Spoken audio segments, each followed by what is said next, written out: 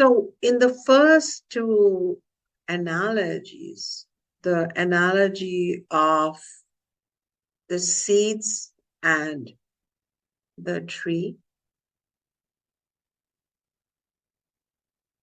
we see in this first analogy that the seed is the jiva or the jiva atma, jiva plus soul, jiva atma, and the tree and its roots represent param atma or the superior atma or the higher self or Ishwara.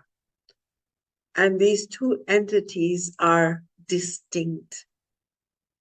Okay. Even after the so-called seeds joining the tree, they're still distinct. Similarly, iron filings are attracted towards the magnet, but they are still distinct. So these first two analogies allow for bhakti in the paradigm of duality. There are two different things. There is you and there is something beyond you, bigger than you, all-pervading, omnipresent, omnipotent, and you are moving towards it. So this is still bhakti, and it is a bhakti of duality. Duality in Sanskrit is known as dvaita, dvaita. And dvaita means two. There are two entities, and one is whole, the other is a part, and the part is moving towards the wholeness. Totally allowed. All religions, by the way, function on duality. And then religions develop their do's and don'ts. But we are not in the religious world. We are in the spiritual, metaphysical, contemplative space. And so we see how it is the inherent nature of that seed to move. Certain seeds, many seeds scatter, that is their dharma. But the Ankola seeds are special because their dharma is to go back to the roots, to search for their own roots. And so we like to be like the Ankola bijas or Ankola seeds. And we like to be how the iron filings are not starting a trend or being kind of, trying to be cool in going towards the magnet. It is their swabhava or their nature. It is their spontaneous expression of their beingness. Many of you are here in this Vedic way classroom because it's your spontaneous nature to search for that truth. Be it comes from a foreign language or a different tradition, but if you find an inkling of something universal and it strikes something in you, that's why you are here. Not because you're getting a free cookie bag after every session. It's your own nature. But this is happening in the realm of duality. Now let's look at the third analogy of the Sadhavi. And the Sadhavi being in discipline towards certain objects of devotion, which includes guru, which includes practices or sadhana, which includes truth or satyam. These are some of the things. And also the fourth analogy of the creeper and the tree. There's kind of an interesting relationship here. The creeper is dependent on the tree, but the tree also has an interdependent relationship with the creeper. Somewhere there is some symbiosis happening here. Similarly, the Sadhavi and the Guru have a symbiotic relationship. The seeker needs a master, and the master must teach to seekers. So it's not a one-way relationship, it's a two-way relationship. And this relationship is different from the first two cases. It is more towards There is some duality and there is some non-duality of merging. The part and the whole are not so separate, they're kind of enmeshed. And this is known as um, qualified non-duality. You know, this is known as it's more towards merging, but there is still some duality remains. And so in Sanskrit, this is known as Vishishta Advaita. Vishisht means qualified. Vishishta Advaita. Advaita means non-duality. So this is also a kind of bhakti. And then the fifth analogy is a pure non-dual because once the river joins the ocean, the union is irrevocable. You cannot say, okay, these many gallons belong to the river. Thank you very much. They're irrevocably one. Nor can the ocean say, I'm not a river. Because by letting the river come into itself, it has become partly river. And that's what happens in non-dual bhakti. Ishwara is you and you are Ishwara. You have Ishwara and Ishwara has you and you are one in your higher self. And this is known as Advaita. This is the ultimate stage of bhakti. In this, the worldly identity disappears. There is not just a small I here because there is the big I here. And our consciousness too expands from simply thinking about me and mine and my problems to we and all of us and our problems. If we have to think about problems, we become truly expanded in our awareness and our consciousness and our care.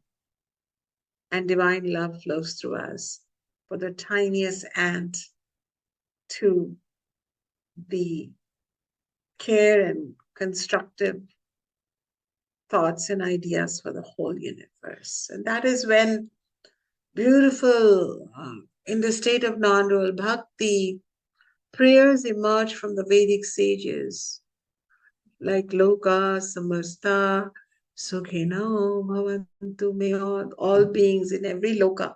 There are 14 spheres of existence that I sometimes refer to.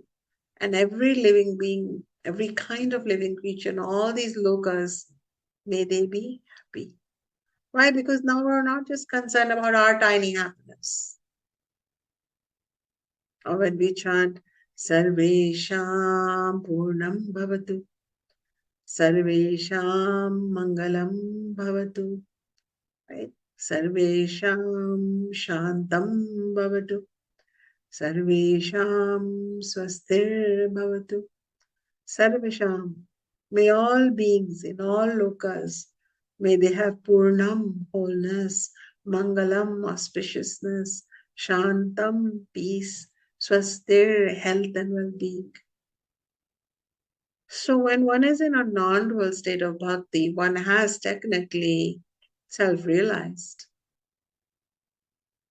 Realize that self-realization means realize that self that is the substratum and truth of this whole universe that exists in the heart of every creature. It takes you beyond the veil. So truly, Bhakti Yoga is a path of mystical union, from dual to qualified non-duality to pure non-duality. But we all begin with duality and we pray to Ishwara. Even before coming to teach you, I'm in India right now, and where I sleep, I have a beautiful, gorgeous Krishna and and a beautiful Ganesha deity. And I bowed to them as if I'm this jiva, this tiny creature, this teacher who wants a successful class, successful as in I can communicate successfully. Sure. When I woke up in the morning, I was in a state of duality. You are far away, but you're all powerful, so please bless me. But then as I sat and meditated before the class, I went into a place of closeness, qualified non-duality. And then when I teach, I am in a state of non-duality. I don't feel like I am looking. I am flowing that Satchitananda. And I am speaking to Satchitananda. So one can move from these stages. One need not stay stuck in one stage. That's part of the human experience. But once you have arrived at non-duality or even qualified non-duality, one can at least inch away only from duality, which is a great way to start, but Bhakti Yoga doesn't keep us there. We're not forever meant to appease God, appease the goddess. We are carrying God and goddess in our own being. We have to discover and, as I wrote in my book, roar with that divine recognition and roar for the benefit of all beings. So Bhakti Yoga beckons you to your own divine wholeness and bigness. I am so thrilled that many of you have come along for a whole year worth of study of Bhakti Yoga. And you continue to join at different times. Worry not if you join a few months later or earlier, because we're just going to come back to these teachings. These teachings are not meant to be taught and forgotten. We are meant to revisit them. So you may catch some teachings here, some teachings here, some teachings there, but you, with every circle, as the earth rotates around the sun, as we rotate with this knowledge around Ishwara, around the self, we will just become more and more settled. It's not about how much knowledge you have, how many words, how many chants you know. It's about how quiet you become, how firm your conviction becomes. And is your journey as a light-filled seed scattered around the world, or deep inwardly to your own roots? That is the question. And for that, when we are in a duality space, we say, Om Namo Narayanaya. I say it every day because I am bowing to you. When we have reached that non-dual state, then we are in Om Tat Sat. There is that one reality, and I'm a part of that. So many times in my teachings, you will find duality, qualified non-duality, there is some duality, some non-duality, and then complete non-duality. And this is the freedom that we get from the Upanishads, these leaps in consciousness from being separate to coming closer to becoming one. With that, I conclude my satsang.